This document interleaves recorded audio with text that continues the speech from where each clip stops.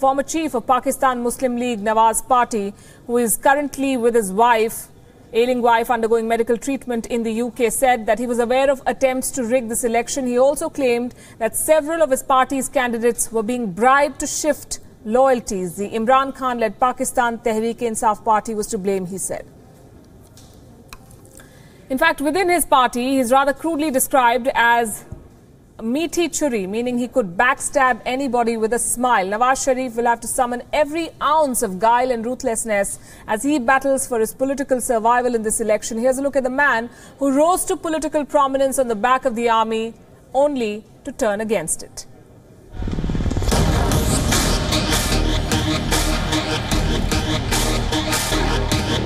For Nawaz Sharif, a lot has changed in a year. From being the Prime Minister of Pakistan, he's reached a seeming dead end after being disqualified by the Supreme Court in the Panama Papers case. This has happened to him before, once by a president, then the military, and now the judiciary. Nawaz Sharif began his political journey in 1976 with the army-backed Pakistan Muslim League. A few years later, he became Chief Minister of Punjab. In 1990, he headed the ISI-backed Islamic Democratic Alliance to defeat then Prime Minister Benazir Bhutto. In the November 1990 elections, Benazir was defeated and Sharif became Pakistan's 12th Prime Minister. But he was forced out 3 years later amid a standoff with then-President Ghulam Ishaq Khan.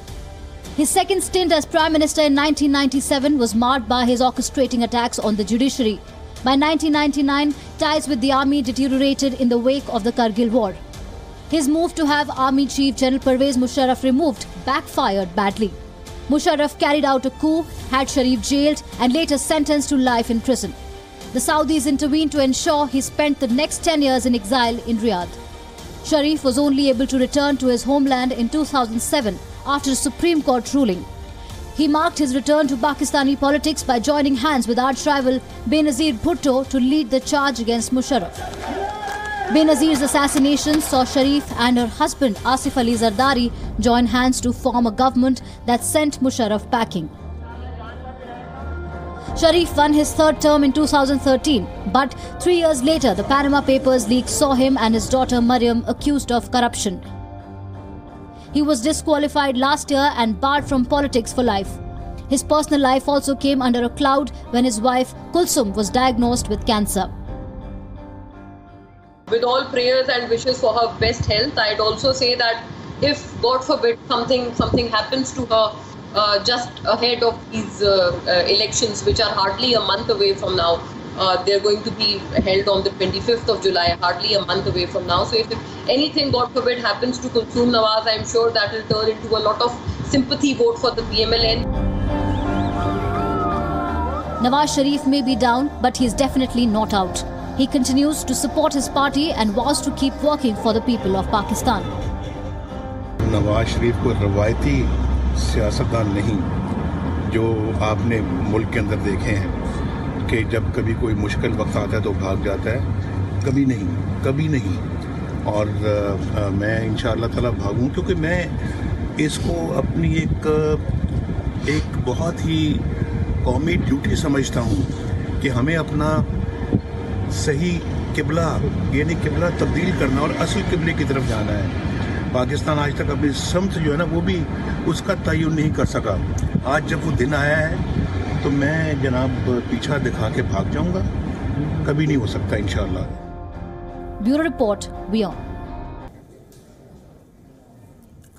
Also on the campaign trail is Bilawal Ali Bhutto Zardari. He's campaigning for himself. For the first time in Pakistan's general elections, the prime ministerial candidate for the PPP, Bhutto has been making the rounds in his native Sindh province as he tries to revive his party's fortunes. The young leader was still in university, remember, when his mother, two-time Prime Minister Benazir Bhutto, was assassinated in 2007. She was campaigning to restore democracy after military rule in Pakistan. Benazir Bhutto's father, Zulfikar Ali Bhutto, was also a Prime Minister. He was hanged after being deposed in a military coup. Now, Bilawal Bhutto Zardari is the youngest of this political dynasty that many call Pakistan's equivalent of the Kennedys, and he's targeting what he calls the regime of fear. Fear is used as a political tactic in Pakistan, and at the moment particularly there is a sense of fear and insecurity across the country for political activists, which shouldn't be the case, because the Pakistan People's Party believes that there should be peaceful, free and fair elections in the country, and such a climate of fear doesn't allow for that. And there's always been a time when Pakistan, which has been ruled by the military for almost half of the 70 years of independence, the outgoing Pakistan Muslim League Nawaz Sharif government has accused the military and courts of playing a role in the ouster of Prime Minister Nawaz Sharif last year in helping Imran Khan's party, the Pakistan Tehreek-e-Insaf. Bilawal, on the other hand, is also evoking his mother's memory on this campaign trail. Mother always used to say that she didn't choose this life, it chose her.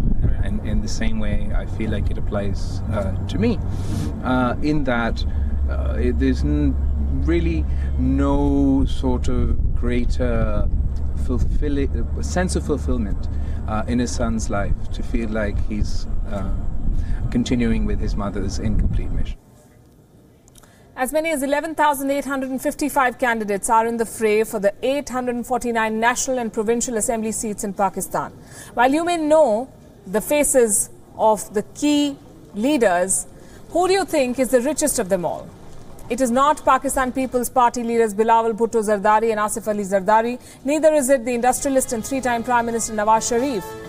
The richest candidate in this Pakistan election is an independent contesting from the NA 182 and PP 270 seats in Muzaffarnagar. The candidate, Mohammad Hussain Sheikh, has declared assets worth 403 billion Pakistani rupees. In his election affidavit, Hussain Sheikh has declared that he owns land, which is 40% of Muzaffarnagar city and nearby areas.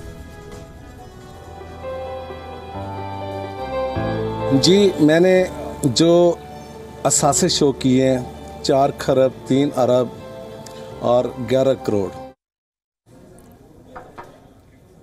In comparison, Pakistan Muslim League Nawaz leader Maryam Nawaz Sharif has declared a total of 845 million rupees. PPP leader Asif Ali Zardari owns assets worth 758 million rupees. His son Bilawal is twice as rich, while cricketer turned politician Imran Khan has declared 38 million rupees worth of holdings. The 3rd of July, that's today, is being observed as International Plastic Bag Free Day. The initiative was launched by Europe-based NGOs aiming to reduce the use of plastic. It's proving to be one of the biggest man-made threats to our oceans and natural environments. India is among the countries that have vowed to ban single-use plastics by the year 2022. Other countries across the world are also on a similar journey. Take a look. The horror tales of single-use plastic are part of our daily digest nowadays. Plastic ban campaigns are everywhere on our screens. And to add to it, this campaign, the International Plastic Bag Free Day. Australia is one of the latest countries to order a plastic bag ban. But media reports were quick to talk about ban rage. This after a patron reportedly tried to strangle a supermarket worker for not giving him a plastic bag. It's just a matter of habits, which may take some time to kick in. Yes, I had bought the bags earlier. So I've been using them for a while and I'm quite happy. It's easy. To take out one plastic bag and put in another one and charge you for it. I think it's a pain in the bum. I left my bags in the car. Kenya is among the African countries which is struggling with plastic waste. In June, the country enforced a plastic bag ban in a bid to slow pollution. The ban includes the use, manufacture and importation of plastic carrier bags. Kenya's new law is particularly tough, with fines of up to $38,000 and a 4-year prison sentence. The reason we want to phase this out is, again, to provide a healthy environment. I want to repeat and to reiterate that plastic polythene bags are pollutants, they are toxics, and they affect our health negatively. That is the whole purpose. Other countries around the world are joining the plastic ban wave. I did not also thank the chair of the COW, John Matusik. Costa Rica, for example, wants to become the first country to ban all single-use plastics by 2021. The EU, for its part, is aiming at 90% single-use plastic, which includes carrier bags, to be recyclable by 2025. In June, India's Prime Minister Narendra Modi also vowed to ban single-use plastics by 2022. The initiative is underway with at least 17 states having some sort of curtailment on single-use plastic, particularly plastic bags. India's advantage is that the traditional way of life is still very present. This means that Indians still naturally use a lot of reusable items, such as steel, clay and cloth, for their containers and carriers. The idea is to keep these good old habits, or, as per the International Plastic Bag Free Day, reduce, reuse and recycle single-use plastic. Bureau Report, WION.